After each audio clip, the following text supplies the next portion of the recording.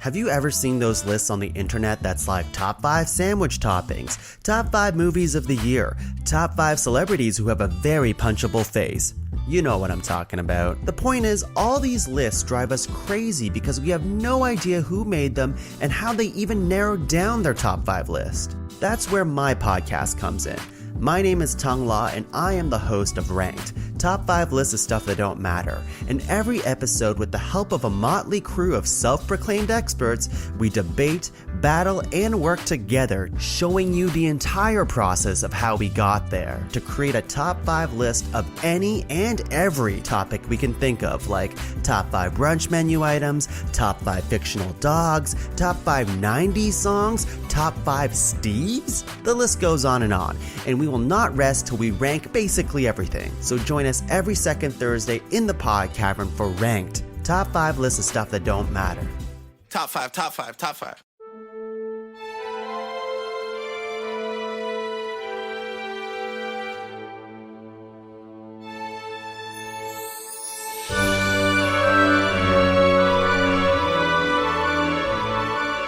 Hi everyone, I'm Brad. I'm Laura. I'm Sam. And I'm Tung. And this is Disney Dummies. Oh, that's right. We're back. Can you believe it? We're back. Doing another Disney who would've Dummies. thought? That's weird. I know. Who Crazy. would have thought? It's been a while for us. It was We're my back wish at it. to do another episode. We wished it. We Was needed that to our make last way. one? Yeah, Yeah. I'm pretty sure. Yeah. What a stinker. Coming off that high still. Yeah, still reeling from that. And before that, Strange World? Yeah. World, You always yeah. say Strange Planet or something. Not myself. At the end of this episode, we should rank the last 3 Disney movies. Wow, God. that would be hard. Interesting. Well, yeah, we're getting back at it. We're putting in the work. This is the podcast. We're making way. We're making way. This is the podcast where we rank we watch all the Disney movies in chronological order, all the way from Snow White, which feels like it was forever ago, to the one that we're talking about today. Well, guess what, Brad? There is a live action Snow White for when we do Disney Livey. No. Can't wait to get to Mufasa. Oh, there's just so much to be excited about. So yeah, we're back. We're making way again. We're considering the coconut again. We're doing it all. We're And you're talking welcome. about Moana 2. You're welcome, Yeah, you're listeners. welcome, everybody. Maybe I'm jumping the gun here, but is this like an event movie podcast right now?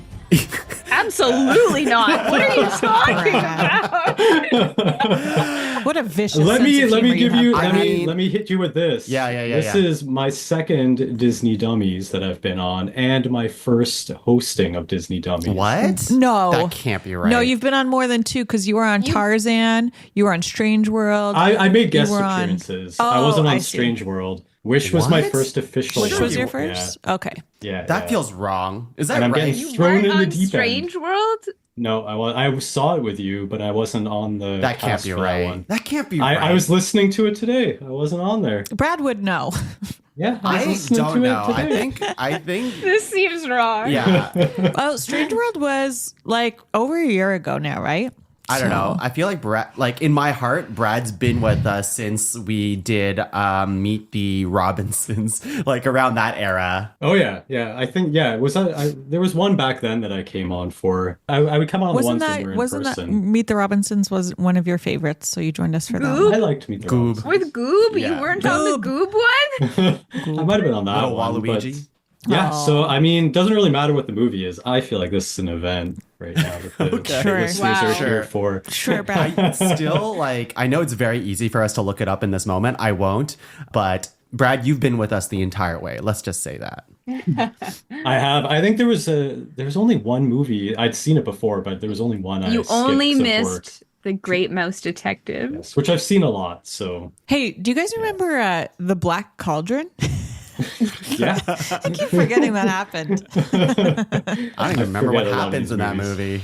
Yeah, there was a goblin. There's dude. a self-sacrifice. That little dude like kills himself for friendship. Wasn't there a sword that fucked in that movie? Like a sword? Yeah, I think so. It was very like Zelda-esque. Yeah, the movie. yeah. Anyways, not talking about any of Anyways, that. not yet. I We're guess just we'll avoiding find the out if subject. anything fucks about this movie at all. And by the way, this is the 64th Disney movie, I think. Can't wait till Because I was 69. listening to Wish and we said it was the 63rd, so I never looked up Encanto. if we were right. Strange World, Wish, and this movie. Yeah, that makes sense. No, Yeah, that would yeah. make 63 because Encanto is 60. 63 or 64. That's where we're Okay. at. Yeah. There's Here probably I am, another and sequel in there. Yeah. I was also through Frozen listening to the Wish one earlier today. We brought up the Disney Dummies little chat group, and Laura specified that I was not part of that chat group. I wasn't inducted yet, and I would just like to let everybody at home know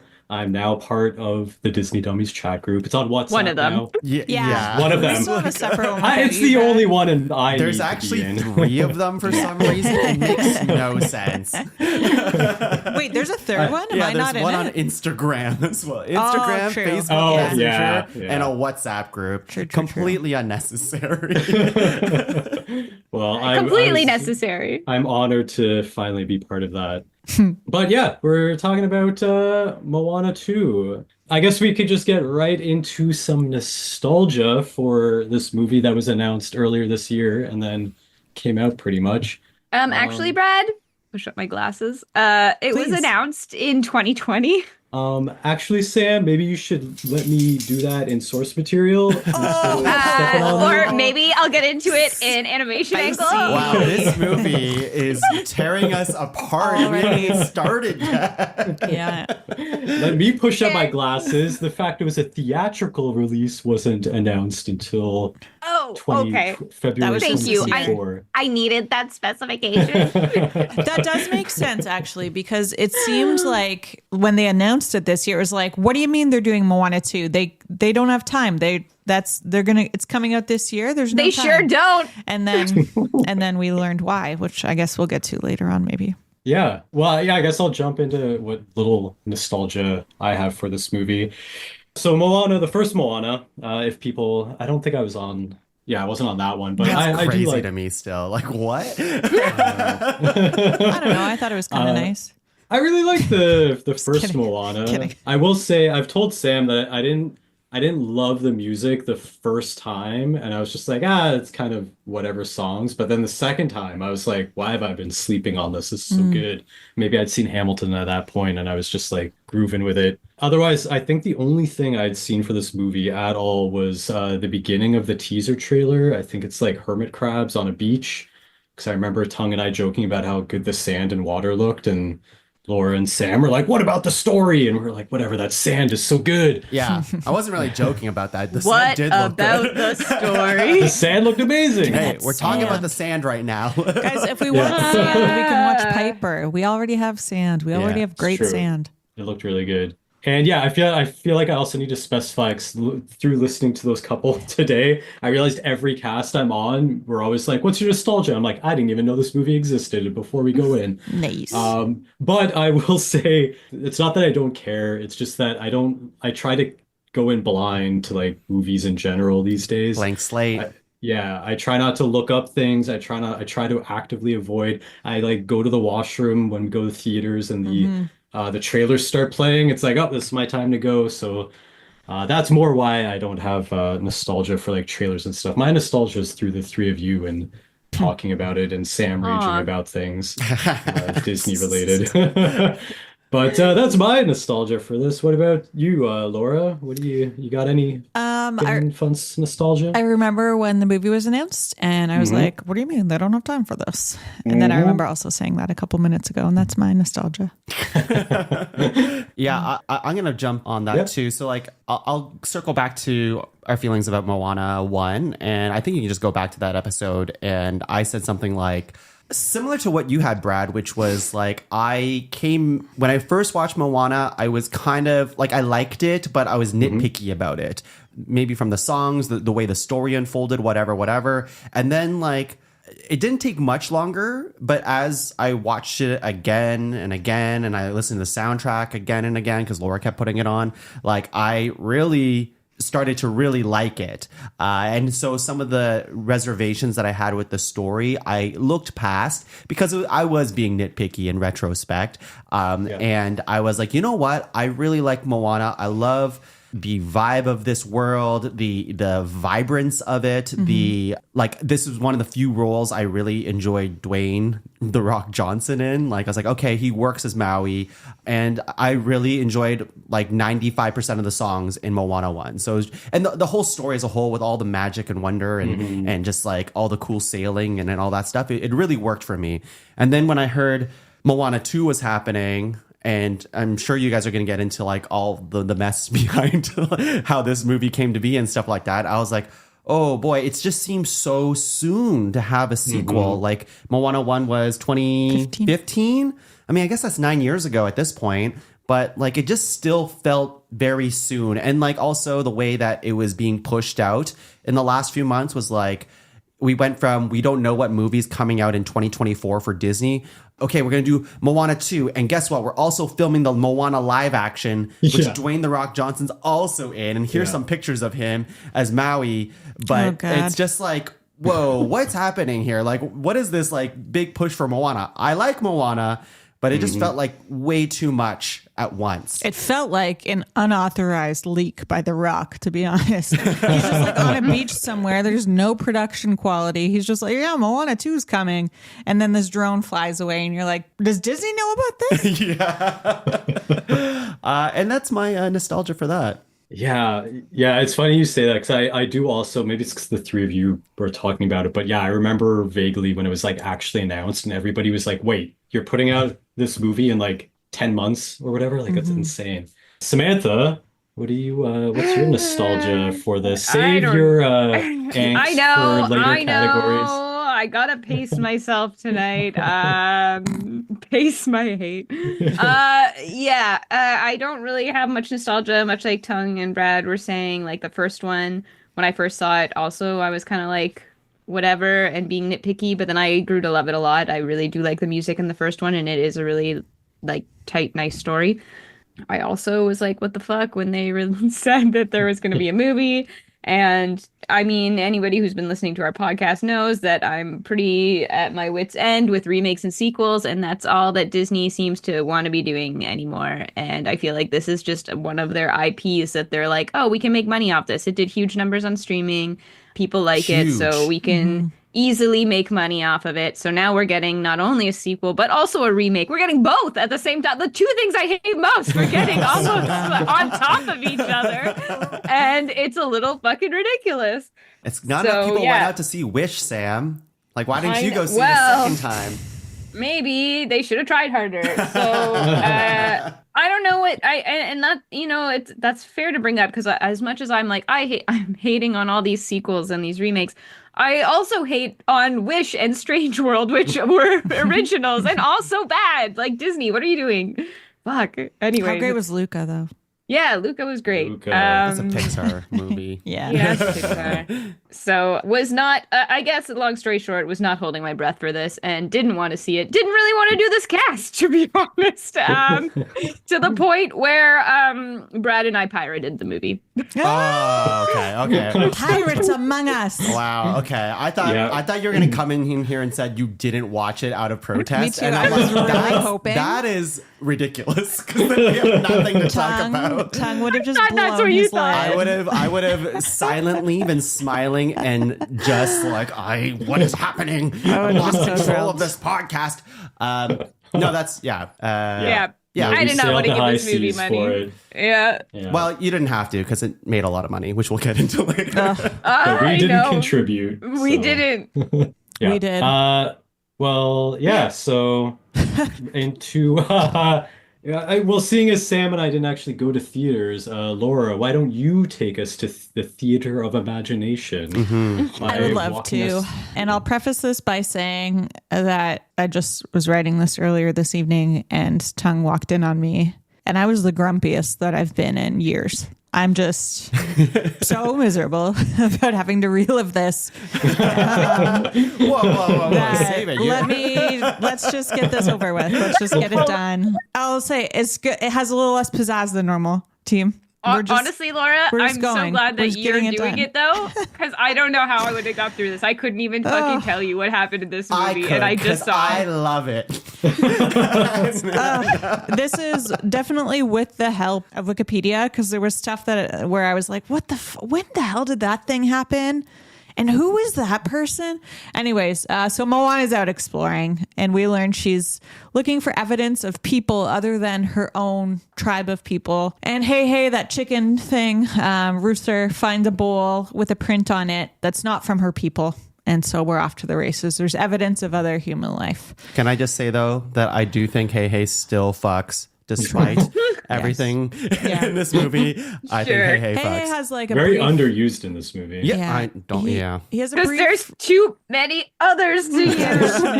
Freaking characters. Is a brief running bit where like he swallows a tiny conch shell, and so they're waiting for like the response from another conch shell, and every time they hear one, it's just hey choking on the shell. It's good. It's He's kind of good. fun. Yeah.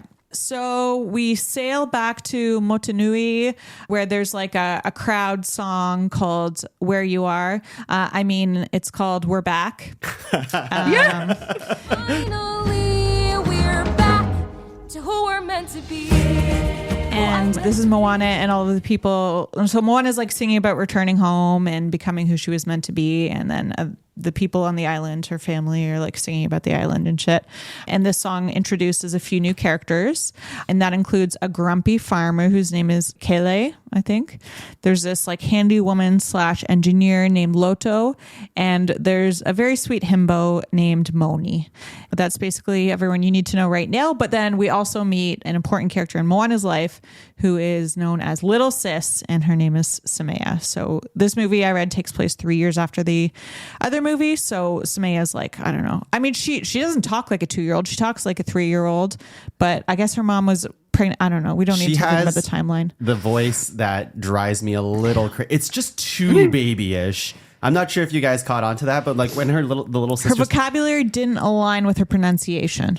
I'm not going to do it. I was going to get into Don't do like it. the little Please baby. don't do it. You don't need to give us any more reasons to be mad. So yes, there's little sis. Moana shows everyone this bowl and tells them what she's found, and her dad, the chief, is so proud that he bestows upon her the title of Tautai, which is a very big deal. At some point, maybe before this, we were kind of introduced to this ancestor of Moana's named Tautai Vasa, who was the last great voyager of her tribe. And so there hasn't been a Tautai in a very long time because they've been stationary in Motunui. And so to bestow this title upon her, there's a ceremony. And just as it's like, I don't know, the ceremony is ceremonying, lightning strikes and hits their ceremonial kind of space. And Moana has this vision. And in the vision, Tautai Vasa appears to her and tells her the story of this storm god. At least I think this is what happens. I don't know. He tells her the story of a storm god named Nalo, who sunk this island called Matufetu, which was an island that connected all these islands around it, because he felt that he would be more powerful if the humans of Earth were no longer connected. So he sunk Matufetu to separate them, disconnect them from each other, and gain power. And tells her that essentially, in order to break this curse and be able to find the other people of the ocean, she must raise Motufetu, and I think she has to touch it, like a human has to touch it. I missed that part. So just like any human is supposed to touch it, and that's it? I guess so, yeah. Or maybe a Tautai. That's what I gathered. Yeah. Okay. And if she doesn't do this, basically her people are going to go extinct. So that's not a good thing. And we also learned that that's what he was trying to achieve when he like last was seen and presumably died. He died. We can. This Nalo guy? This... Vasa. Tautai Vasa. Okay. Yeah. Nalo is a storm god. So he's he's a god. So Gotcha. I don't know. Can he be killed? I guess we'll find out. So anyways, Tautai says like, follow the fire in the sky. And then this vision kind of comes to an end, and stuff happens. I don't know. We see this like light streaking through the sky. It kind of looks like a shooting star, but it's like much bigger and it's lingering and you can see its path. So you can kind of see where it's going. And she's like, well, I guess I got to follow the fire in the sky. And then she, I think it's her mom who's like, you need help. And so she assembles a crew. Oh, what do you know? The crew is made up of the 3 characters we met. So they join her because they need the farmer to grow vegetables. They need Loto because she's good at fixing things and problem solving. And Moni because they need someone like Maui. And they need someone who's hot. And he's strong like Maui. Yeah. And a little hot.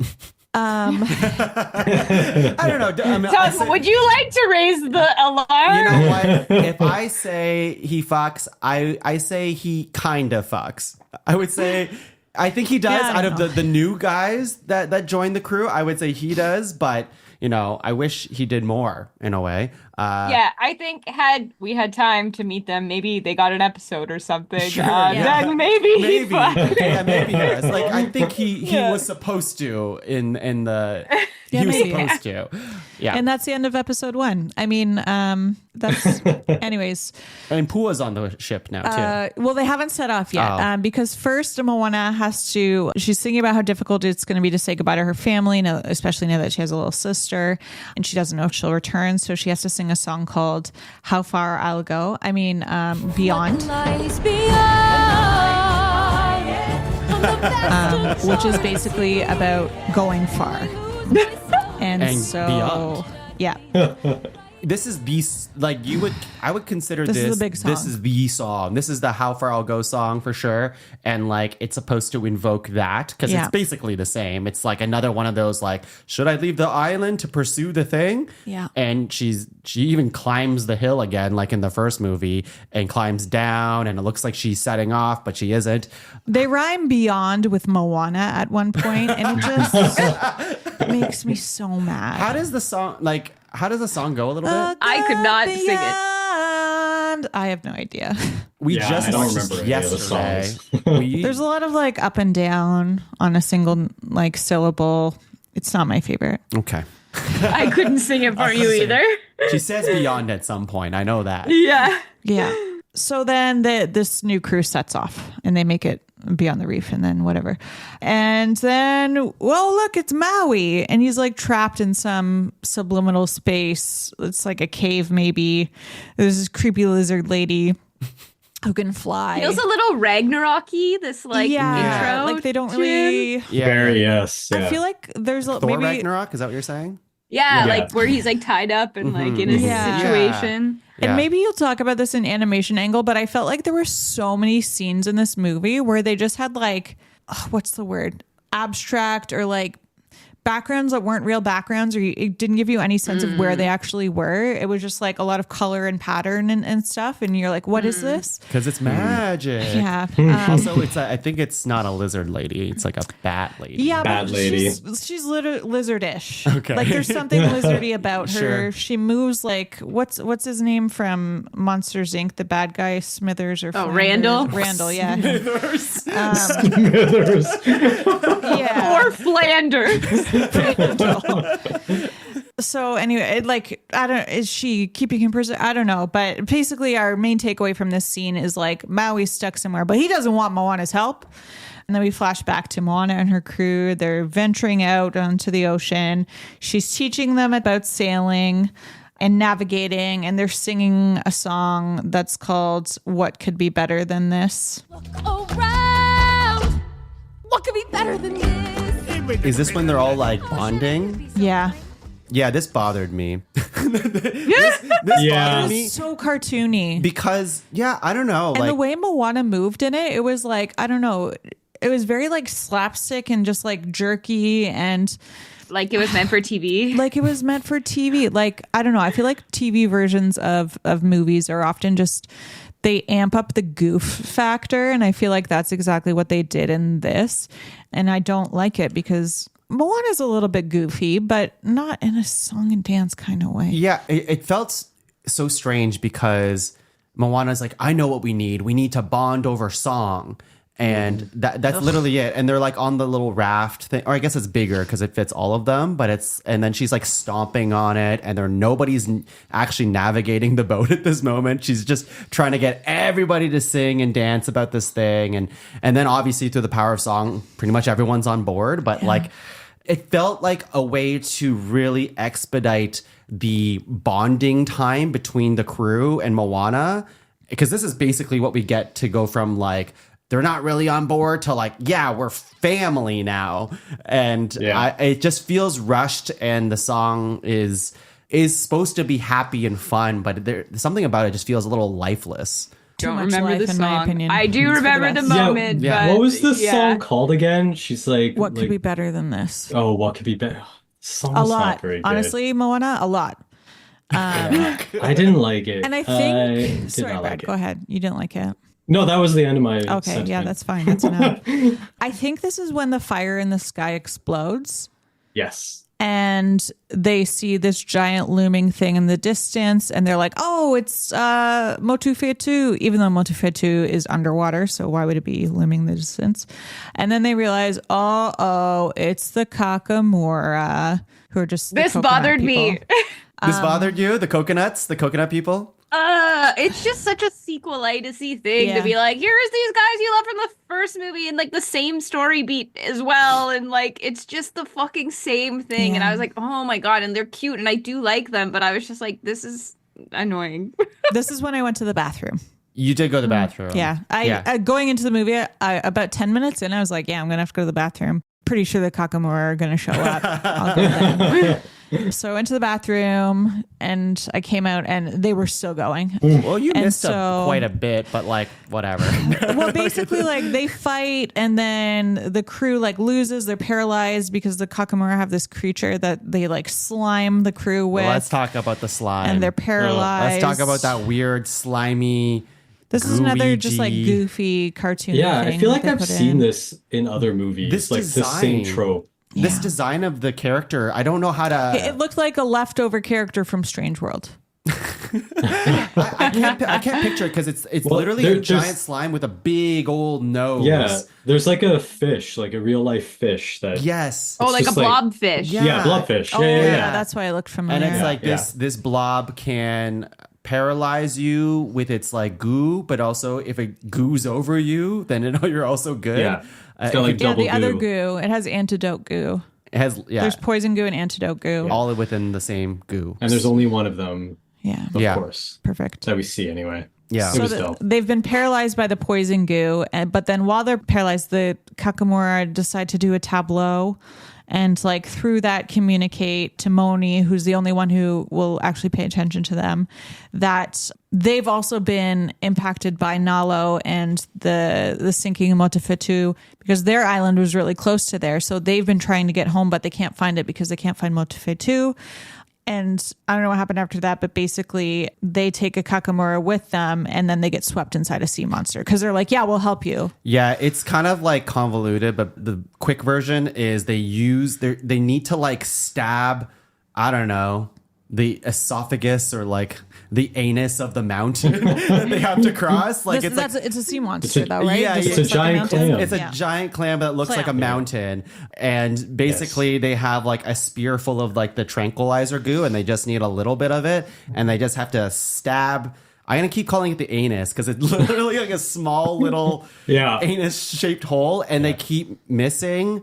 And then like one of the little coconut dudes, He gets it? he gets it, but they all kind of like fall into the clam thing while the other like the ship of coconut Yeah. people escape, and that's it. And this is where we get the fantastic gag, and I say that sarcastically, of dropping the spear and then the side character being like, oh, well, that's why you bring a spare. And then takes it out, and then they drop that one, and they're like, that's why you bring a backup to the backup. And then they drop that one. I'm like, this is so fucking dumb. I don't This is so remember that. dumb. I don't remember that You weren't at there. all. You weren't there. Fuck. Oh, it was so, so dumb. Thanks for planning that stupid joke in my head, Brad. Oh, okay. We But still like anyways, this movie, right? They get swept inside this clam's anus or whatever. And that's horrible. Moana gets separated from the crew, except, oh, wait, Maui's there. And so the crew, he figures out that they are traveling with Moana, and they manage to save him from this like kinky bone cage straitjacket situation that he's got going on that lizard bat lady trapped him in. And so while they're saving him, Moana meets this bat lady whose name is, I think, Matangi. And Maui had just been telling the crew that, oh, Matangi, she's so tricky and so dangerous. So we're really suspicious of her because she's being really nice to Moana, and she's like super helpful and telling her that she's going to help her escape. And she sings this song that's called Shiny. I mean, Get Lost. And it's all about like, what is it? Finding different routes, or like there's always another way and that sort of thing. Sometimes I was you so gotta confused. get lost. Yeah. By this whole thing. I was like, wait, isn't she the bad guy? But then she like helps her, and I was like, what the fuck? And then we literally never see her again. They literally So the released an end. image of this person as the bad guy for the movie. You see her again at the very, very, very end, post-credit scene. Which doesn't make sense, but we'll get to it. Yeah. But I want to linger on this a little bit here, because this song. So first of all, this bat lady, I'm like, okay, she's the bad guy, whatever. I'm not sure her motivation, what's going on here. Maybe she fucks. I'm not sure yet. Her movement certainly was like very lizardish for sure. But I actually thought like this movie has a lot of, and we can talk about an animation angle later, like a lot of quick, zippy movement. Yes. And including Moana herself, like everyone moves like an I don't know, an action hero really. And this bat lady is kind of like snaking around everywhere, and I was like, okay, there's something about her that's kind of like maybe it's just how quick she moves, but it's a little intriguing. So I was like, okay, I'm listening. And then she sings this song, and this song just drove me nuts because it was just so on the nose. And at one point, like I was looking at Laura, and like I facepalmed like 2 or 3 times during this sequence because Moana's just like, I guess I just got to get lost. And then she jumps in the hole, and I'm like, shut up, you just like stop saying that. We get it. It's just I don't know, this whole sequence frustrated me. I think it's because the song is just bad. I don't know. And they sort of explain that she works for Nalo, who's the storm god who sank Motufitu, but it's confusing. It's like seems like a bit of a Megara and Hades situation. Like what does he have on you? But then she, after like basically implying that she was going to kill Maui, she's like, oh, I'll help you all escape now. And you're like, what? What are the consequences? And then why did she have to lure? It's because they get out. I know why. Because they needed a human to go do the whole quest of this movie, because Maui can't do it. So they needed like a skilled wayfinder like Moana to go do this thing, because this bat lady can't escape this cave because of this Nalu, whatever. Nalo. So she had to lure Moana through trapping Maui so that they can go do this adventure. Moana That's didn't not even go why there Moana 'cause of found her. Maui. Exactly. It's so dumb. I Was don't the know. portal from there to Somehow get she to... was pulling the strings to get Moana there. That's what I got from it. It's like somehow she was behind all of this to get her to this spot. It's messy. Wow, So you're they doing get more out. work than the story, Tom. I had to do a lot of that in this movie. You're doing all the heavy lifting over Yeah. here. But once they jump in the hole at the end of the song, it's just like Sam, it's like, what happened in the last 5 minutes from like danger to, and then later we'll see like she's like, actually the bat lady's really cool. Like it's like, you're friends? Guys, I just want to get out of this clam anus so badly right now. So they get out. The crew is getting to know Maui, but then they're ambushed by some of Nalo's monsters, and these monsters are like glowing, so they think it's the grandmother at first, but then they're attacking them. Maui's fighting back, but their boat's getting destroyed, and then he's like, we just have to survive until sunrise. And they're like, oh, they're nocturnal? And he's like, yeah. And then they are, but why did he say it's so weird? And then the sun comes up and they go away. So they survived, but the boat's damaged. They wash ashore. Moana's really bummed. And then they find the wreck or the ruins of Tautai Vasa's boat. So she's like even more in the dumps. So Maui's like, I'll cheer her up and remind her to believe in herself in a song called You're Welcome. I mean, can I get a Chee-hoo? Which is just an awful version of You're Welcome. So I need to talk about this song a little bit because there was a clip on floating on Jimmy Fallon or something. I saw on Threads, and it was just like The Rock being like, "Hey, yeah, Chee-hoo means a lot in this movie, and you guys wanna sing a little bit of the song from Moana too? I'll give you a little sneak peek.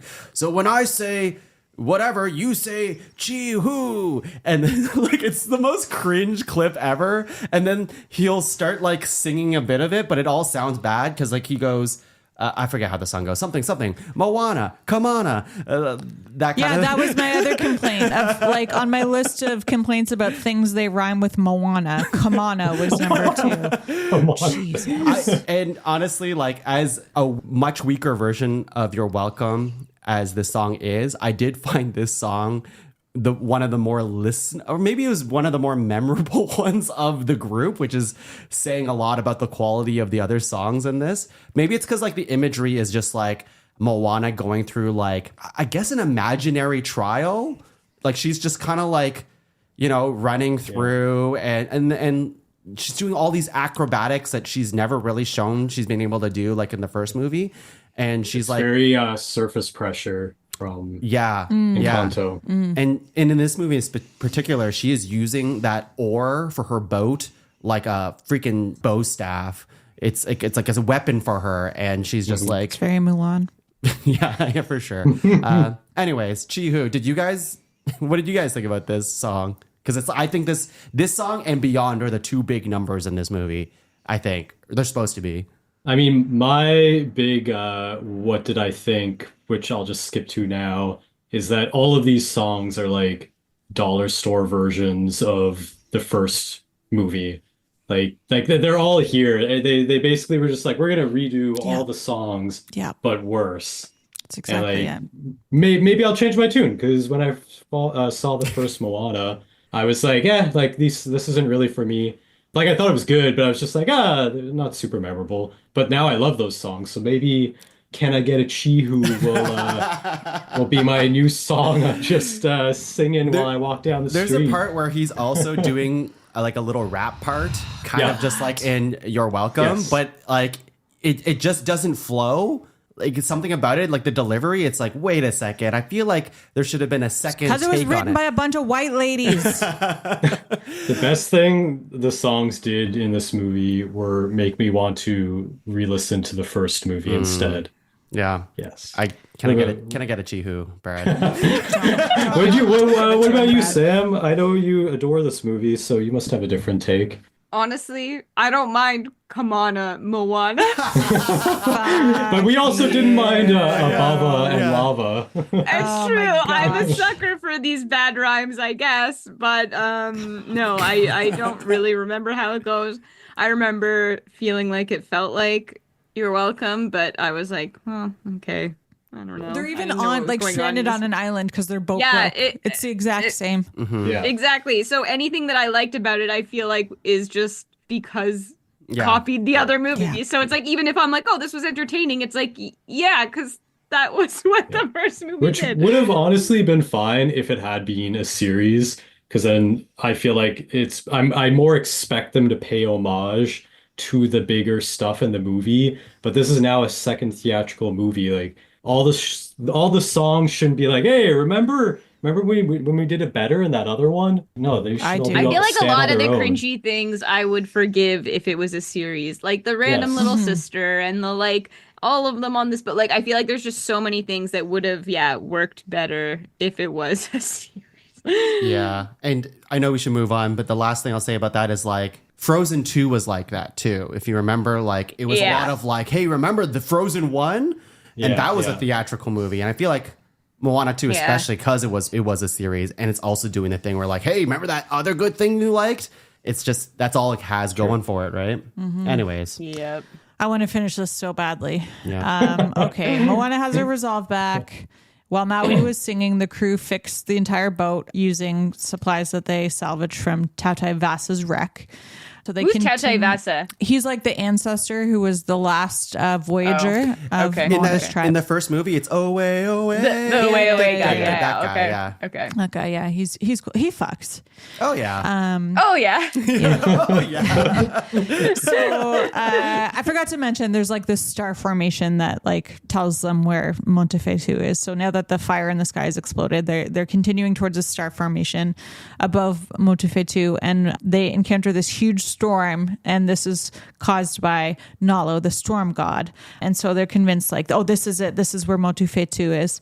So Moana and the crew are trying to get to it on the boat while Maui's like, what is it called when he changes different transforming? Yeah, just Shapeshifting. Yeah, Shape-shifting, thank you. And like fighting the storm with his hook thing. And then the crew realizes like the storm is really it's like sending tornadoes after them to take them out, but not Maui. And so Maui's spending all this time like fighting the storm, but they're like, no, wait, we can just like get the storm to try and chase us while you go and you use your hook to raise Motu Fetu while we distract Nalo and the storm with the storm.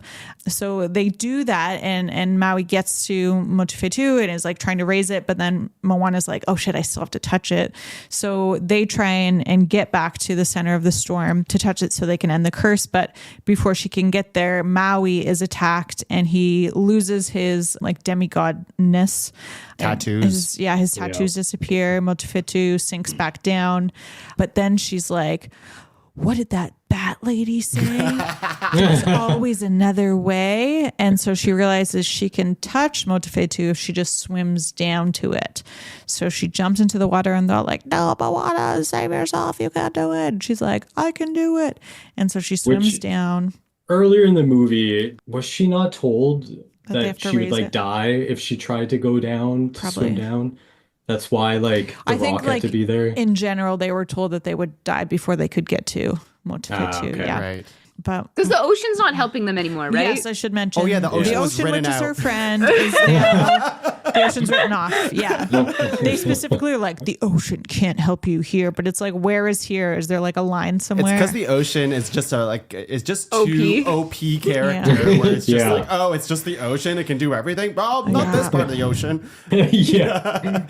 Yeah. So she's swimming down to it, but Nalo's onto her games and he sends a bolt of lightning down. And just as Moana touches Motu Fetu, the lightning bolt hits her. Yeah. So by touching it, the curse is broken. Storm and Nalo are defeated, but Moana has been hit by lightning. And so we go back to the surface and from everything we can tell, Moana's gone, but Maui will not accept that. He swims down. He's convinced he's going to save her. He finds her on this rock. Well, the rock is Motu Fetu, and she's unconscious. But suddenly the ocean's back. Hey, ocean, thanks for showing up. It creates an air bubble around them. It's like Aquaman style. Yeah. And Maui recites a chant that summons her ancestors.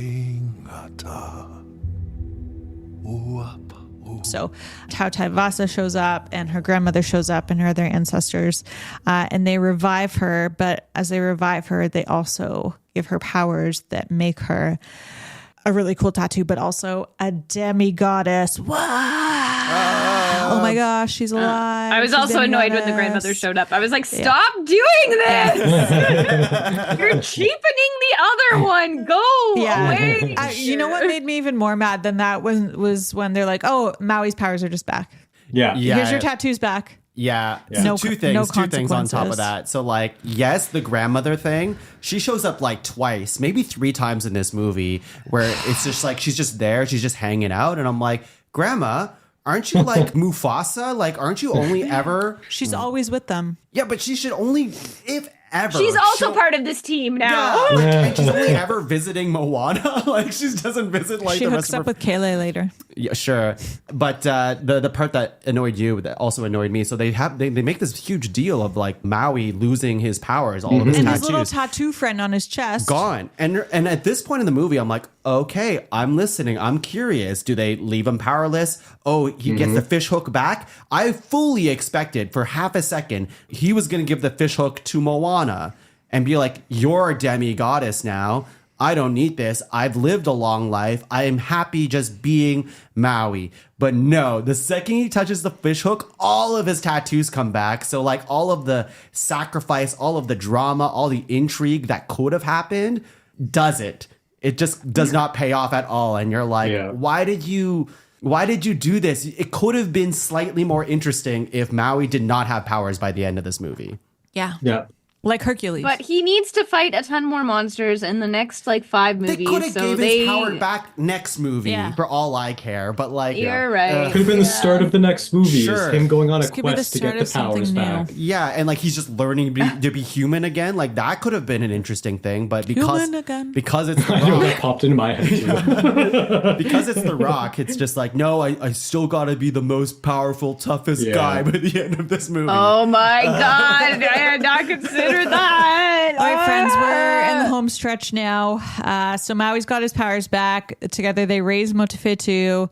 Moana climbs to the top. She blows the conch shell because, just as a reminder, our goal in all of this is trying to reunite all of the people who have been separated because of the sinking of Motufitu by Nalo. And so Moana blows her conch shell. We get the gag where Heihei blows his one back, and they're like, oh, it's just Heihei. But then they actually hear one. A boat appears. They run down to the shore to meet the boat, and a very hot man steps off the boat. Wee, wee, wee. Oh, that guy does not speak, but I'll tell you what, he does fuck. I would like to know more about him. Thank you very much. I'm sure we will next movie. And then we hear another horn, and another boat shows up, and another, and another. And then the music kicks in. Moana and the crew are triumphantly returning home. Maui makes it there first and is like looking for the little sister, and he finds her, and there's a whole bit. And can we talk about the fact that this sister is basically just like a merch item? Like she's just the sidekick that and she's not, doesn't even go on the adventure. Like, what's the point of this little sister? She's the pig from the first one. She's the pig, exactly. Yeah, Pua actually got to go on the trip this time, But he didn't get to do anything. He didn't get to do anything. they brought him. I also get really annoyed by their whole like little sis, big sis thing that they yell. It's just too cute. It's too cute. And it's like in the beginning with the song Beyond, they were kind of exploring this idea of like, oh, like leaving your family behind and maybe never returning to them, and what that means when you have like young people in your life and that sort of thing. And then they just sort of abandon that idea altogether, and it's just this like stupid big sis, little sis thing. Anyways, Moana returns home, and then she's like, and it's not just us. And then the other boat people show up. And is this where they're now using Yes. away? Because they couldn't write a better song. No, and they couldn't, and they didn't. Away, away, we keep our island in our mind. Everyone celebrates the freaking end. Yay. Wow. No, don't you? Wow. Don't Good you job. cheer? Nicely Laura. done. I remember when we finished Wish, and I was like, it wasn't that bad. This is that bad. Wow. What is this movie about? Why don't you just lead us right into what you think then? I don't understand the point. Is it about family? Is it about found family and like building your? Is it about overcoming adversity? Making money. Yeah. It's about making money. It's about there's always another way to make money. That's the theme of one episode, Brad. A single episode. That is not the theme of this movie. Is there any redeeming qualities to this movie for you, Laura? Like, I know you're very Come heated back about to me. this. Okay.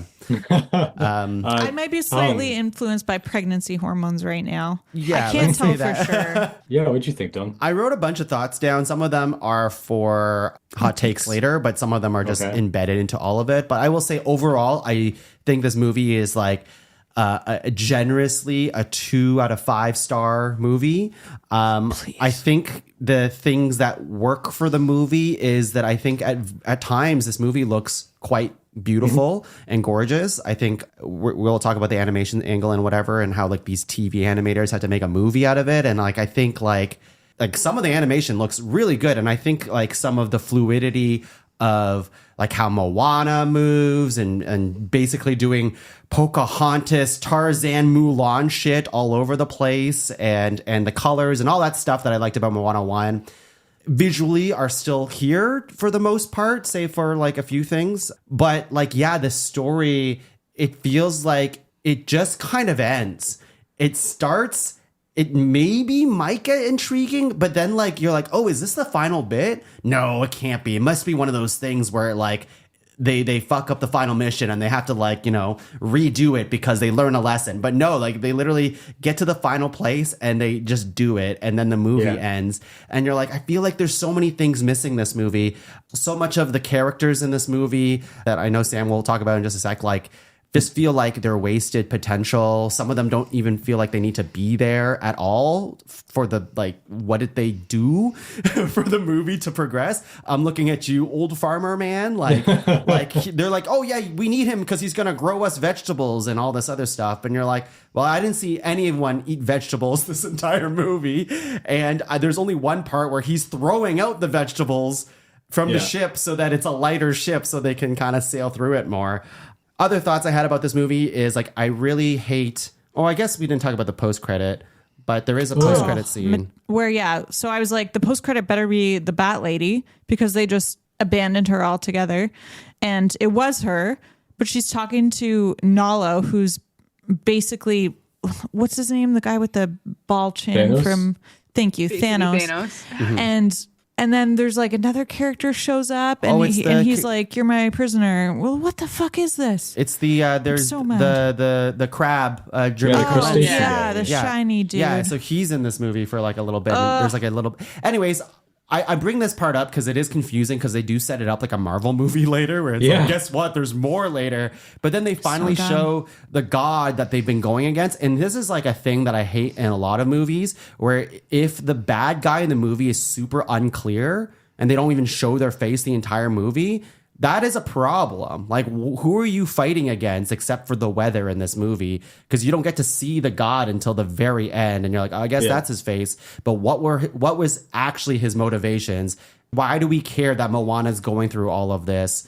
And like, also like the songs, like Brad was saying earlier, are definitely like the dollar store versions of the old stuff. And like they do a zillion callbacks, even in the songs. There is a part in when they do like, I think a reprise of the Beyond song. And she literally screams, I am Moana. Yeah. Oh, I forgot about that. Like, she does do that. It's like, this is a different song. You don't have to say that part. It's just so weird. And like, they'll keep bringing back like those parts of like, away, away. And I'm like, oh, I like this song. Oh, it's because it's from the first movie.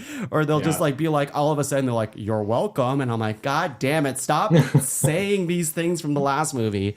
Anyways, my whole thoughts are like, I want to like Moana as a franchise. I do. Will I see Moana 3? Probably because of this podcast. But like, it felt like there could have been such a good story for a second Moana if you're going to do it. And I think like the ideas that they had for this maybe could have been something, but because the way it was slapped together feels all rushed, there's so much plot, but you're barely like grazing between each plot thread that it's just a big freaking mess by the like spaghetti monster by the end. And none of it really feels like it pays off. And when we left the theater, I just felt so neutral to like kind of mad about it that it's not a good place to be for a sequel of a movie franchise that I like.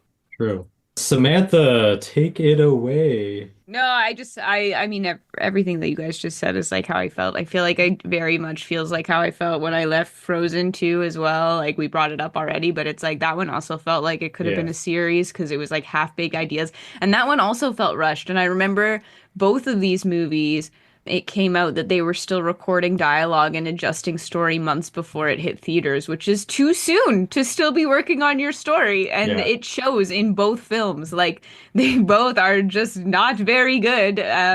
But they banked on, the IP and it worked, they were just like, who cares if we shit this out? It'll make $1 million. And it did. So it's very disheartening because I feel like, people deserve better stories than that.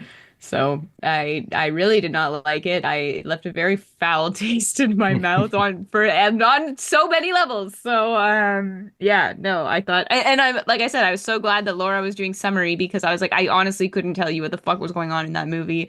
Like I don't remember anyone's name. I don't remember what Google the everyone. fuck was happening. And it was just very confusing. And I agree with what Tung said with like some pacing stuff too. That when it got to the end, I was like, wait, is this like the end end of the movie. Like she's going to like touch this island, which also felt like weirdly anticlimactic, especially when you like compare it to the last movie where it was like so impactful when she's like na na na na na na, and it's like all this shit happening. Yeah, like it just does not hold a candle. So yeah, glad we didn't pay any money to Disney for this trash.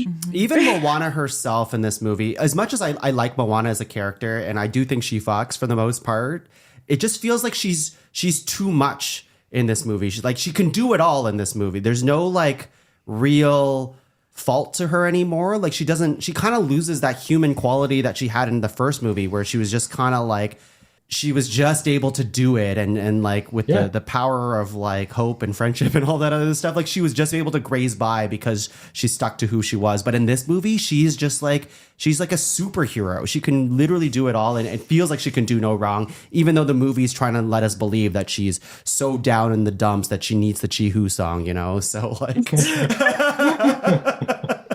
Yeah, I mean, I feel like that basically leads it into my feelings on the movie is, like it didn't feel like there were really nothing like got in their way. Like you were saying, like Moana's basically like a superhero in this movie, and at no point was there like something I felt like they really had to overcome. Like there were episodically things in the movie and like small stake things. Like you were saying, Laura, the get lost thing, or there's always another way. And it's like, well, that was just like an episodic issue. Yeah. Like there was no overarching thing to overcome. And like you guys are talking about how the ending is just kind of like suddenly there, and then you're like, this can't be it, and then it is it. Whereas the last movie, it's like they get to that point, but then they get defeated, and then they have to like overcome that and go back and do it again, and then they succeed and overcome it, and that just never happened in this movie. And I do think, I mean, knowing that it was originally supposed to be a miniseries makes way more sense. And I do, not to say it would be better necessarily, but I do think I would forgive a lot more because at that point it's more about like it's a longer journey, because I mean, I assume Disney would release it one episode at a time, not like a dumping like Netflix does. But then it's like a longer journey that you're with these characters, and each episode they overcome a little bit something and they build and grow. But when you do it in a movie, it's just like, oh, on to the next thing. Oh, that was easy. On to the next thing. That was easy. Like trying to find Maui, they just like show up in the clam. She conveniently gets separated. The rest of them are all together, and they find him and they just easily break him out. And then she like immediately helps her leave. And I'm just like, there's zero stakes, zero issues. Everything's easy to overcome. But I think it visually did look really good. I don't want to take away from the artists that worked really hard on it. Yeah. I think visually it looked pretty much on par to the last Moana movie. And I know that was like 8 years or 9 years ago or whatever. But like, I do think that's a huge compliment that this movie did look very good. The visuals were good. The animation was good. I do think it was more snappy, like you were saying, Tung. But that might be, again, because it was going to be more of a streaming service kind of thing.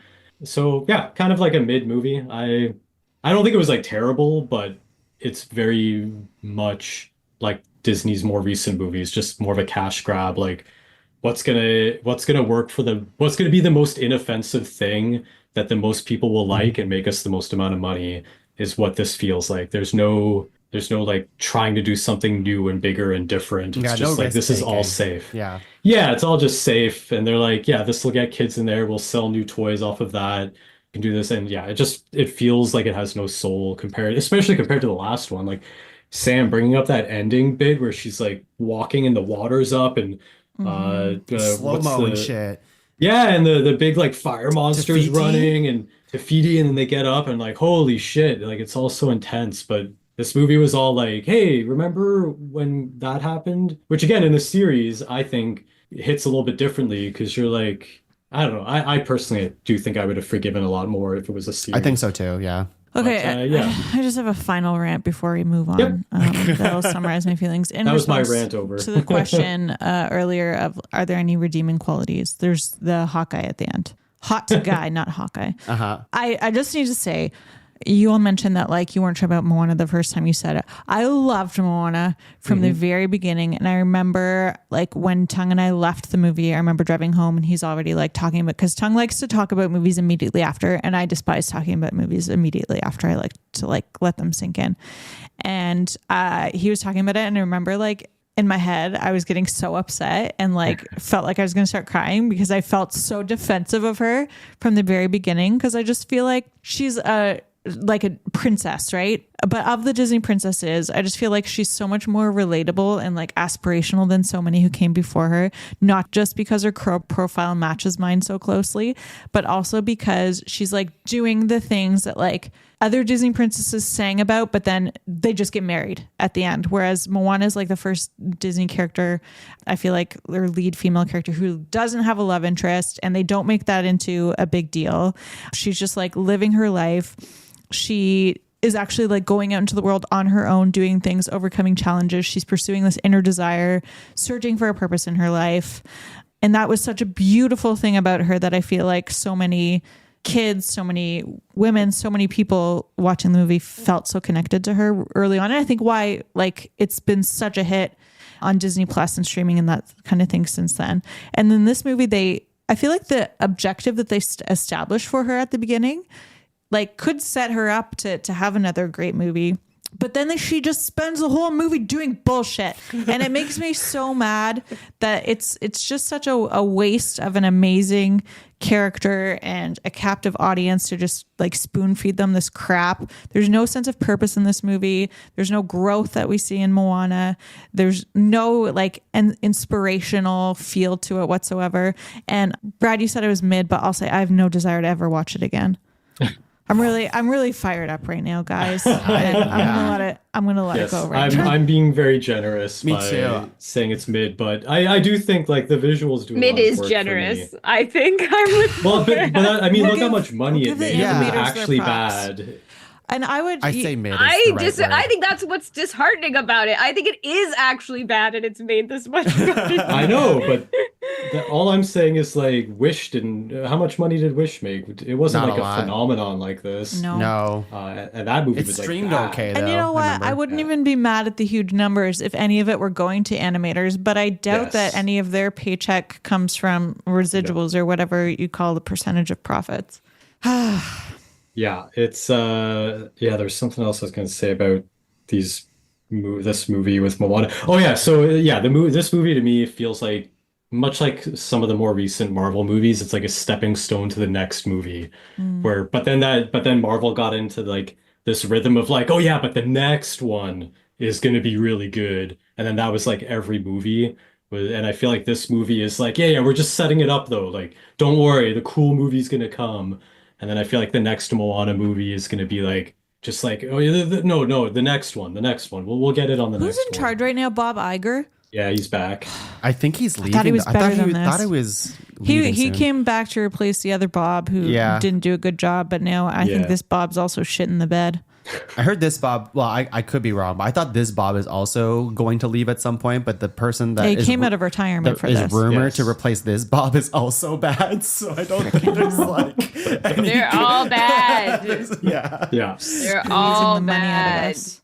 I feel like I don't necessarily, I don't like hate the sequel-itis stuff necessarily, but I need some, like, even though Strange World wasn't good, it was, I thought it was at least nice that they did. It wasn't even different, but it was like, whatever, at least you're not doing a sequel. There were new ideas, new characters.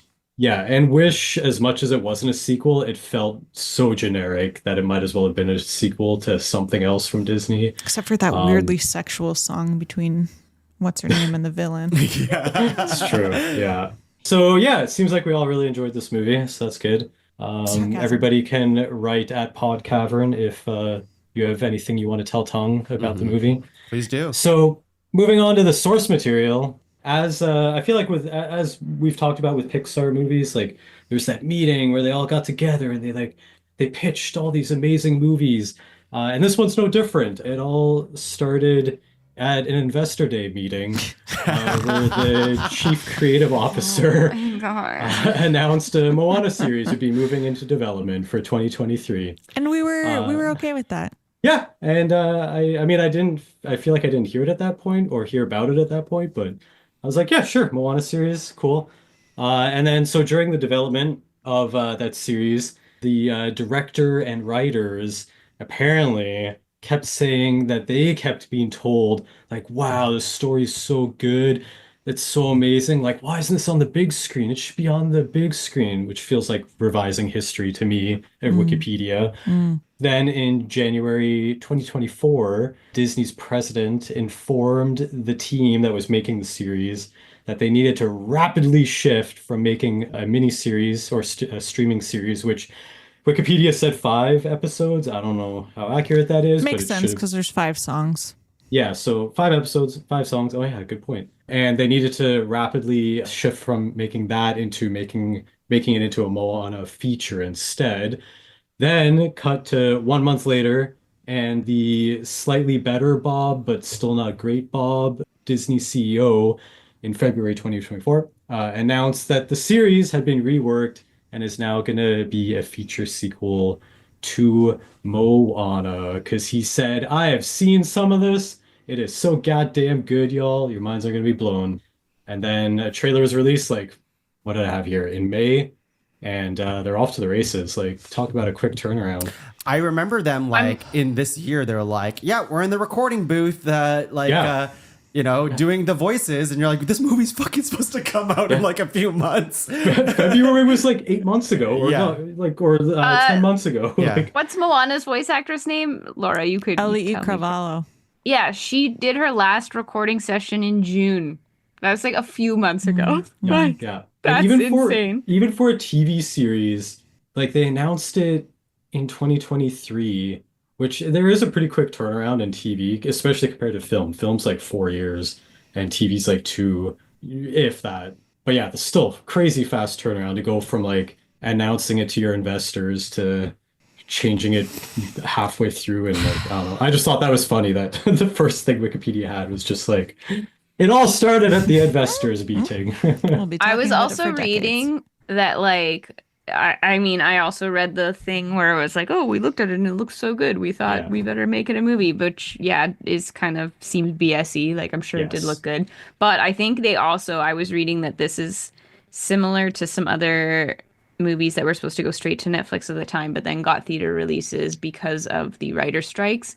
And so they couldn't work on any feature film for a while because of these strikes. So they had nothing to release coming up. So they're like, "Ugh, better pivot so we can get something in theaters to make money," which also apparently happened to like the Mean Girls movie was supposed to go straight to streaming, the musical movie there, and Barbarian. And there was one other I read that all ended up Interesting. getting theatrical releases because they were like, we have these. We might as well do it. How about that? Yeah. Yeah. But yeah, so that's the source material. Sam, we can move on to you for Did You Know's an animation angle. I'm gonna be real with you guys. I forgot that I also was Digino, so it's just animation. I mean, to be honest, there probably isn't that much more that I would have. I mean, I looked stuff up. I just Yeah, didn't do my. I kind of assumed between the source material and the animation angle, we would kind of Yeah. cover the majority I of mean, things. the Diginos and the animation angle are kind of similar because I'm not really Yes. talking animation specifics, obviously, and we've already gone over in depth, so I'll try not to waste our time like this movie does talking about it much more. But again, it was supposed to be a TV show. It really gives straight to DVD vibes. What's her name? Jennifer, the head of animation over there or something. Jennifer something. I feel like she was on Frozen too, but there was an article where she was like, the artists, but you know, it felt unfair to these artists. They create stories that they want to see on the big screen and that we want the world to see on the big screen. And it's like, no, I don't. I bet the artists didn't care about that, actually. I bet they were happy to work on a TV show. Like, Yeah. I feel like you're putting words in people's mouths. Moana's actress, again, for me there, Laura. Oh, Olivia Cravallo. Holly Cravallo, like I said, she finished recording in June, and apparently she said in some interviews that the vibe on that day was like very weird, and it was very much a kill your darlings approach as they were like scrapping story ideas and re-recording dialogue and stuff, which is just brutal. And again, like with the like artists like knowing that they were re-recording stuff and having to hit this like holiday deadline because they wanted to release it for Thanksgiving and all this shit. It's just like the conditions like could not have been good. I read a few articles that just kind of talked about the state of the industry and why like this is all bad. I mean, mainly just that we're getting watered down remakes and sequels. We get Mufasa in a few weeks from now. But I mean, the big thing is that yes, this animation was done. It was outsourced. It was not done in the US. It was done here in Canada, in Vancouver. And That's why it's the best I'm part just of the gonna, movie. yeah, and a TV studio. So, for sure people had to pull crazy hours to hit the goals of like making this feature quality. And I was reading this article that kind of compared it to Sausage Party, which I don't know if you all remember the like Oh, yeah. backlash when that happened. But I don't remember the backlash of that. I only remember the movie itself. What was the backlash of it? you don't? Oh, okay. Oh. Well, it was also done in Vancouver, and like terrible unpaid overtime hours went into Yeah. that movie as well. Yeah, they were just like not paying people as well, right? Like Oh, that's unfortunate. it was like it was Yeah. fucked. Like it was pretty crazy in the industry. They like took them to court. Like I think they Yeah. did end up getting compensation for people on that one because it was so bad. I'll just read this excerpt from Fast Company website article. But some animation studios mainly lean on foreign animators for TV shows. So in this case, Canada would be a foreign animator studio. Feature films instead have the broader scope, higher budget, and expectations for a certain level of quality, all of which make it easier for US studios to stick within the domestic workforce. One film that was animated in Canada nearly a decade ago revealed that kind of working conditions non-union animators can face. So this is Sausage Party, and that's where they relied on the non-union Canadian production company of Nitrogen Studios for its animation. Those who worked on the box office hit later complained about unfair conditions. The studio reportedly pressured artists to work extra hours for free, citing a legal loophole for high technology professionals that made them ineligible for overtime.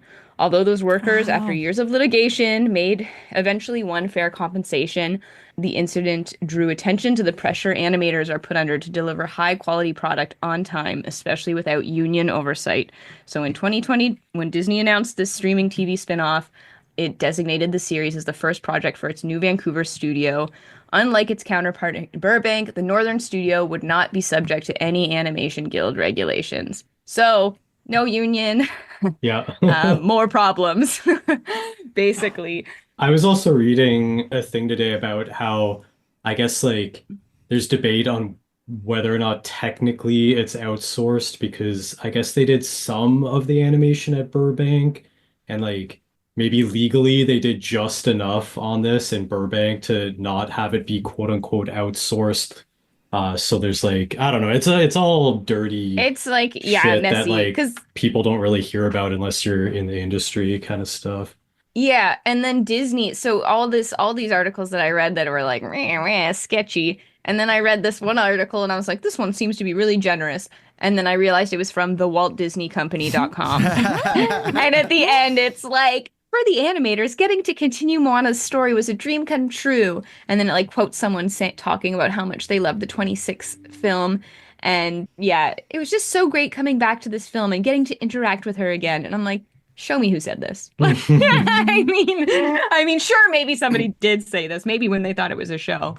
But yeah, I think, I don't think Disney likes to make it known too when like other people, it ruins the magic when we hear about how the sausage was made. And so even for their TV, like in Ottawa, we've mentioned Mercury Studios on this podcast before, and it's just like, a lot of their shows are Disney products and Disney doesn't credit the animators. Like you get a studio credit and it's just like the animation was done at this place and people's names aren't even on the project. And I don't know, did we watch that full through the credits? Obviously not, because No, it went black. So it was our the cam copy went out. copy. So I didn't even get to see if they credited the individuals or if they just gave Vancouver a credit. Or being a movie, I would assume or hope that they got their names up there. Yeah. Jesus Christ. But yeah, I just feel like Disney's really bad for hiding this kind of stuff. And of course it's because, they are taking advantage of people that are not getting paid. Yeah. movie budgets to work on a movie. That's and that's the really insane thing too. Working in TV, you're not getting paid as much as the fucking people in the US that are working on movies. So like, I hope that everybody, and it's not a union, so like probably nobody got a raise as soon as they were like, this is actually a movie now. Like, fuck off with that. Anyways, I'm done. Yeah. So mad. Listeners, if you'd like to know more about the importance of unions, may I suggest watching Newsies, the film, or the stage version on Disney Plus or your local pirating Which is source. shocking that And just Disney know made. that the bad guys in the movie, the newspaper printers, they're the equivalent of Disney in that story. Just know that going in. But it's made by Disney. So. Yeah. Yeah. Yeah. Well, and Yeah. like I was saying for the like technically not outsourced thing, I think that is to do with the union, like they are the artists union in Burbank, and like them trying to go after Disney for compensation because they're not supposed to be outsourcing that type of stuff at that level. So I think Disney's just like got a loophole where they're like, no, it was a series, and like, yeah, once it was a feature film, like this certain percentage was done here, so it's okay. And then like 100% they underpaid and overworked the animators, which is why I'm making a big point of saying how good it looks, because I do think they did an amazing job, and I'm sure that people killed themselves for like the full year, not even a full year, it seems, to like get it done, which is a huge accomplishment for all of those people. But it'd also be nice if they got paid for their work, especially at this kind of level.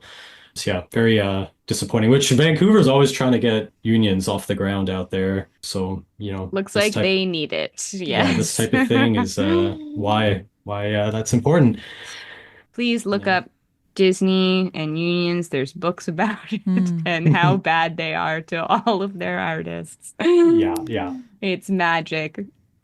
I found a Did You Know online, just one that is Moana is the first Disney princess, although she's not a princess, to be medically dead. She does make a point of saying I'm not a princess in the movie. Yes. Still not a princess. Did she make a point that she was medically dead in the movie? The internet did. What do you? Oh, because she died and she came back as a thing, as a demigoddess. Oh. I see. Oh, I have another Did You Know too. I mean, we've been talking about how this movie killed it in the box office, Yeah. which is so depressing. But anyways, this film's staggering 389 million holiday weekend gross marks the highest global opening of any animated film ever. Yeah. Ever. Wow, even bigger than Spider-Verse, eh? Yeah. Wow. This movie made fucking money. But like, you know, we brought it up earlier. This movie was streamed like crazy during the pandemic. That first one? The first year, I think, of the pandemic, like people just It's a lot of fell in people's love with comfort Moana. movie. Yeah, and it makes sense with everybody being like, oh, we watched Moana like crazy during the pandemic. Of course we're going to go see Moana too. And that's how that happens. Yeah. No, oh, for sure. I mean, even Inside Out, like, 2 killed it, right? Earlier this year. Inside I was Out gonna 2 say. is a far better film than Moana 2. I know. I'm just saying that the sequel true. thing, like, that's why they're doing it. Like, it works. It gets butts in seats. Like, people are going to go see it. And I can tell my friends with children, like, don't bother. It's not good. And they'll still go because it's a movie out there that they can take their kids to. So it doesn't matter if it's good or not. I was thinking about this, and if you look through a kid lens, like for this, it's like kids will probably still like it enough, you know? Like when you're a kid, like the it's just like I get to see my favorite characters again going on another adventure. That's all they need. That's all they basically need. So it's like for adults going to see the sequel, like, of course, or even like teenagers when you're like, okay, it's obviously worse than the first one. Kids don't care. Kids just want to see. I don't have stats on that, but I did read a few takes of parents who also said their kids were confused. So we actually got reviews. Our friends Chloe and Ollie took their kids and sent us videos of their reviews of Moana 2. And they were both raves. Oh, and now I'm sorry, Chloe and Ollie, but now I know that Daphne and Sadie have terrible taste. And it sounds like we've got a lot to teach them still. Yeah, disappointing.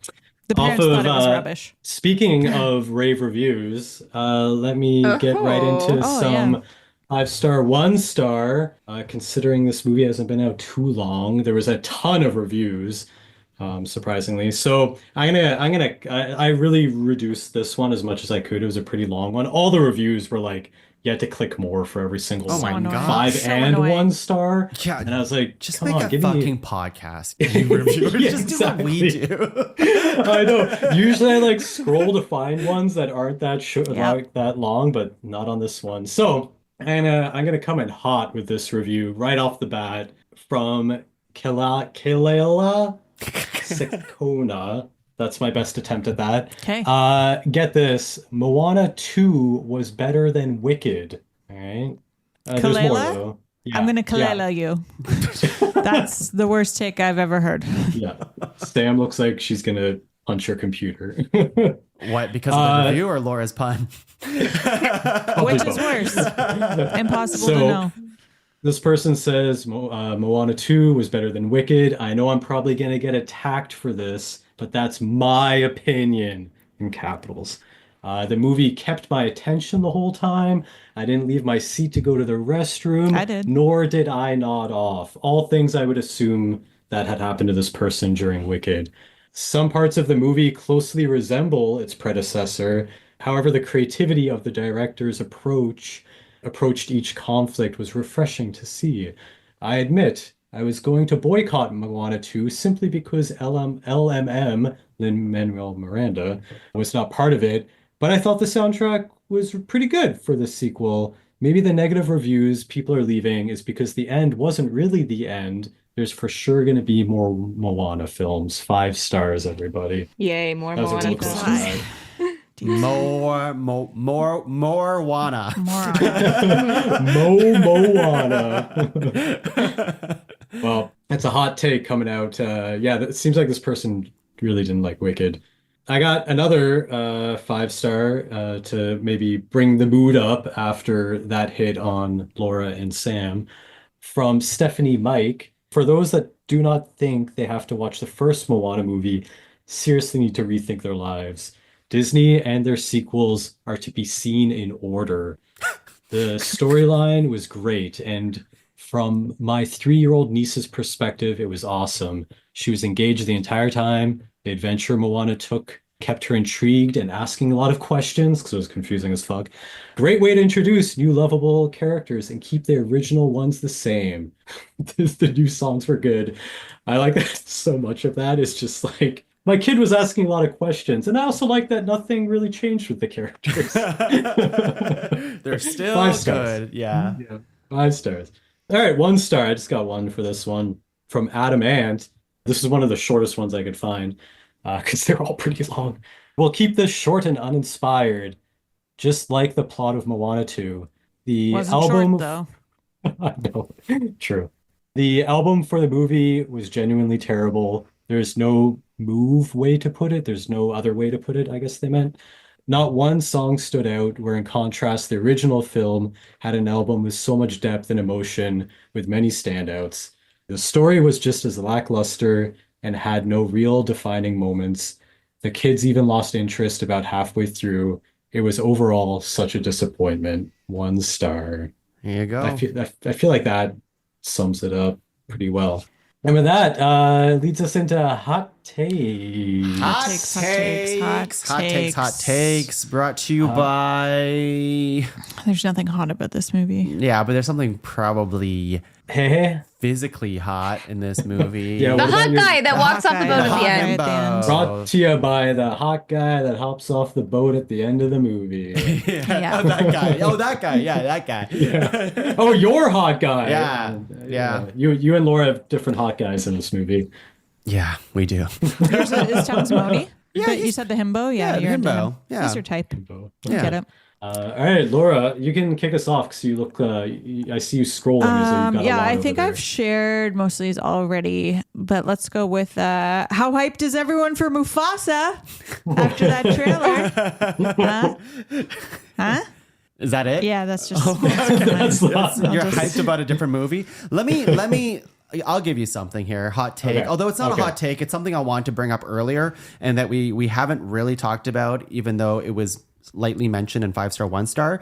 But a thing about this movie, it really is the missing piece, among other things, but a big missing piece is the absence of Lin-Manuel Miranda. He understood the assignment when it comes to crafting the music to the world and how the characters would sing and express themselves through song. I feel like if you had the exact same movie but had Lin-Manuel Miranda doing the music, the story would still be a mess, but I think it would like go up a star because Lin would have made sense through song and music. And I it's just crazy to me. I mean, like, whatever. Lin was on a different Disney film, which is Mufasa, which I hope that soundtrack's good. But it's just like, man, like whoever they got to do this one, Barlow and Bear, and they've done they did the Bridgerton unofficial, the unauthorized, the one that like basically violated Netflix's intellectual property laws. But yeah, that's fine. Yeah, and you're listening to they won a Grammy for it. That's crazy. The songs in this one just feel so tonally different than what was in the first Moana. And like, I feel like in the first Moana, they really played like homage to like just like Hawaiian Polynesian culture and like the way it was sang, like the song and like the away or like the final moments, like all of that is just like.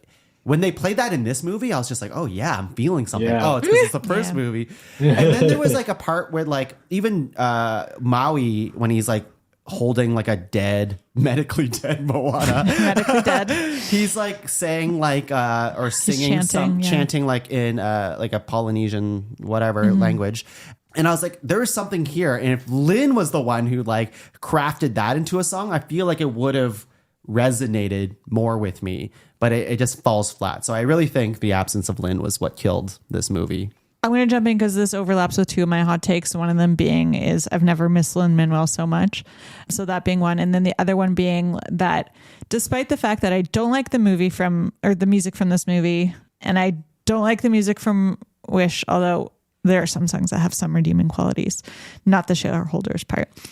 I do give Disney credit for taking a chance on like untested women composers because Julia Michaels was a pop star. They wanted to try something new. I just feel like that movie was so, there was so much heavy-handed production in Wish that like she was never going to be successful because they probably were like making her jump through a million hoops rather than like really giving her a lot of freedom to explore her own style in these movies. And the whole movie was so formulaic, right?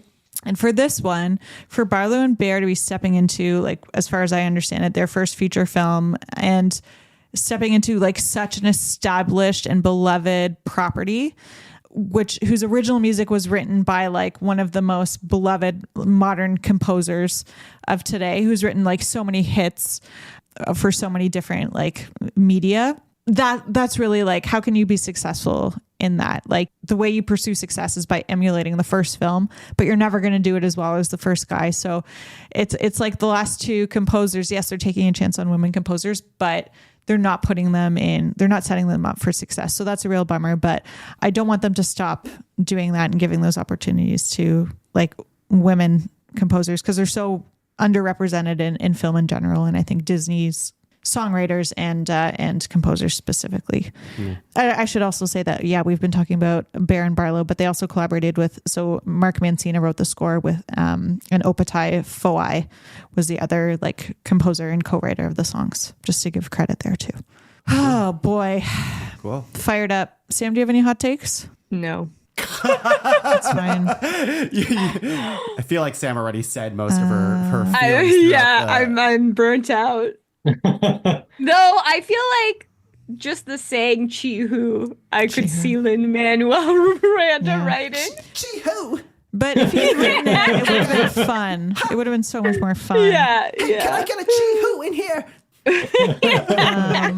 Come on, Moana. Fucking hell. I only really had one. It's not really a hot take, just a joke that really irritated me. I don't remember what the context was, but Maui makes a butt dial joke. Oh, yeah, that's going to make sense in 2,000 years. Yeah, that'll make sense in 2,000 years. And I like immediately wrote it down it. as one of the dumbest jokes I've heard in a long time. Yes. Yeah. How does I he agree know? with you, Brad. Thanks for reminding me. How does he know? Exactly. He can't see the future. Yeah, how does he know that? It doesn't make any sense. And especially with everything else, it was one of the only things that referenced like newer technology, like today's world. Everything else in the movie, more or less anyway, up to that point, was like in that world. And then this out of nowhere just references cell phones. It's just so dumb. It's just so dumb. Very dumb. What else you got there, Laura? You know, at the end, when all of the tribes are reunited, they would totally have tried to murder each other. Yeah, that's what I read. That's what I Right? read too. It's like, wait a second, why are you inviting all these people back to the If there's island? one thing I know about this planet's early peoples, it's that they were often trying to kill each other. Yeah, It's true. It also, going off of that, it's just like, how did they all freaking get to the middle so quick? I was about to say the same thing. Were they all just like waiting around? The They curse all was showed up actually a like spell. They were all blind. They couldn't see, blind to Could each she other. have found them otherwise? Like, No, she had to or- break the curse. she had. Okay. yeah, Probably. which they never alluded to whatsoever in the last movie, that these were like literally an island of people in this world and they were no other people anywhere. It's because they never went beyond the reef. Yeah, they never went off the island. The island is all they needed. And no one leaves. I miss it so much. They sang that song at the end too, didn't they? They did sing that song a bit. Yeah, you got anything else there, Tom? I have a few. Is it just me and Laura now? Yeah, I just had one left. Yeah, Brad, do you have anything Sure. else? No, I just had the dumb butt dial thing. Okay, I'll just Dumbo. none of these are all hot takes, but I'll just say them all, I guess. Old guy didn't need to be part of the crew. He's like the most useless one in the crew, I have to say, out of all of them. Even though you're supposed to like him because he's an old guy and he has the coconuts as like a life Water jacket or wings. whatever. So Cute. like, yeah, Yeah, I just doesn't he do like one thing at one time? He jumps I in feel to like- save Maui at the end. That's it. yeah, Yes. but it's like that wasn't the reason they brought him. No. 'Cause And he has to wear those stupid water wings made of The coconuts. engineer was able to prove herself because she was She did able a to lot. change the boat and the Yeah. final thing. The Moody himbo, was there to keep spirits up. no, but he also like translated the coconuts on the, Oh, on the yeah, thing true. as well. So everybody did the thing that they were and be a brought for. thirst trap for Tongue. Yeah. And be a thirst trap as well. But yeah. So, despite all of our, bashing of this movie and all this stuff, I still remain hey hey. There's something special in Hey Hey. I could see them and I would watch it if they did a spin-off Hey Hey Disney Plus shorts. Shorts, You know yeah. how they did Sure. it with Groot? They did it with Baymax. I think Hey Hey could lead one of those and I think it would be good. But you know I what? think They- it'd be. Oh, sorry, you go, Laura. I was gonna say they could, but you know what they would actually do is do shorts about the sister instead. What were you going to say, Brad? I was gonna say I feel like it'd be fun to get some shorts of like kind of like Lion King 1.5, like seeing the adventures from the movies, but from Hey Hey's perspective. Oh, That'd be that's cool. fun. And just like the shenanigans, like him failing or like what is it, like failing upwards and just Yeah. like doing dumb shit, but somehow is helping Moana succeed, but she has no idea and you didn't know from the original movie. Oh, I like that. There is also a good visual gag at the very end where Hey Hey's eyes go like normal, like he's like looking to the sky. They're always kind of like cross-eyed and like all funky, but for once it was like normal. I like that. I'll just read the rest of mine, Laura, so then you Sure. can go into yours. I think this movie could have used more Maui transformations. I feel like they kind of just phoned it in, like Yeah. with like, oh, there's the same ones from last movie. Even his like him being a Shark shark thing. his shark Yeah, top, human bottom. I'm like, Yeah. like it was funny in the first one, but like, come on, guys, like couldn't It was just a gag can here. Maui not transform to other things? Like, feel like you have. He's a shapeshifter. You can make him anything. Why are you doing that? That bothered me. Speaking of Maui for a second, I also think like hot take. Here's a hot take. I think Maui is underused in this movie. Yeah, he And doesn't do anything for the first half. he's not there for the first half. I think he is one of the more interesting characters of Moana. It's Moana and Maui, right? And he's not introduced till way later. And then when you do get introduced to him, you're like, will it pay off? And it's just like they just kind of throw him in and now he's part of the gang. And yeah, I just feel like it's just completely underused and no character development for him either, which is No nuts. growth. It's just like growth from the last movie. It's like, I grew from the last movie. That's all he keeps saying. Yeah. And I think, here's my last hot take. Actually, I have two more. One, Moana would be really annoying to sail with in real life because she just keeps like flipping and like doing like crazy shit on the boat when all you need is someone who will just like guide a ship, but she's just doing backflips the entire time. True. And the last one is they should kill the grandmother again. She shows up too much. She's basically alive in this movie. Like the ultimate end in the good place. My last hot take is there's a lot of things I hated about this movie, but the thing I hated the most is when the little tattoo on the chest takes his little hook, wraps it around Maui's actual nipple, and yanks.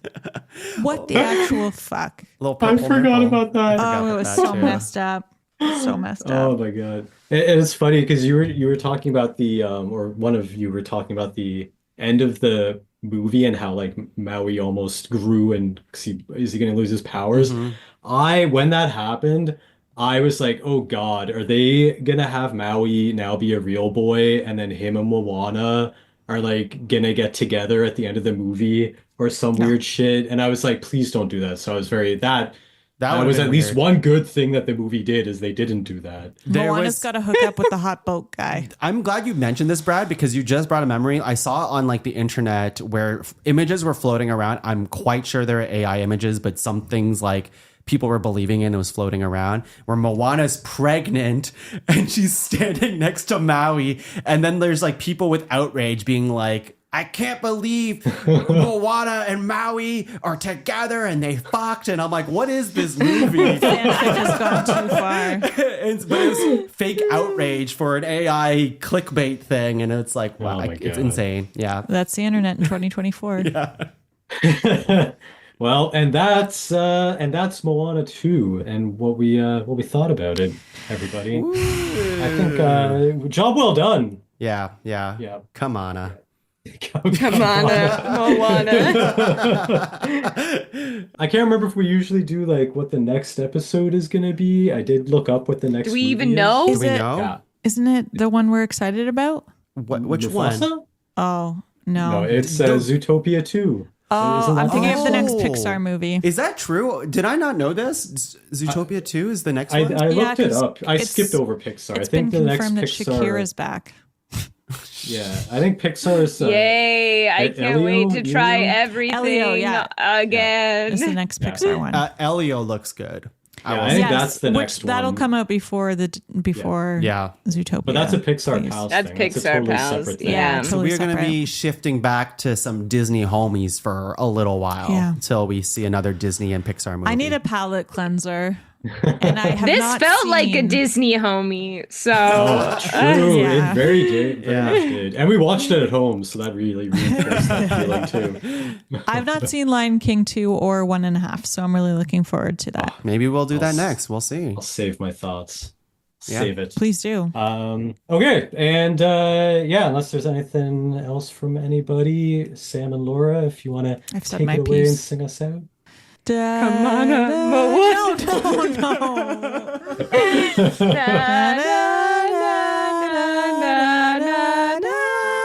Ooh, Hee-hoo!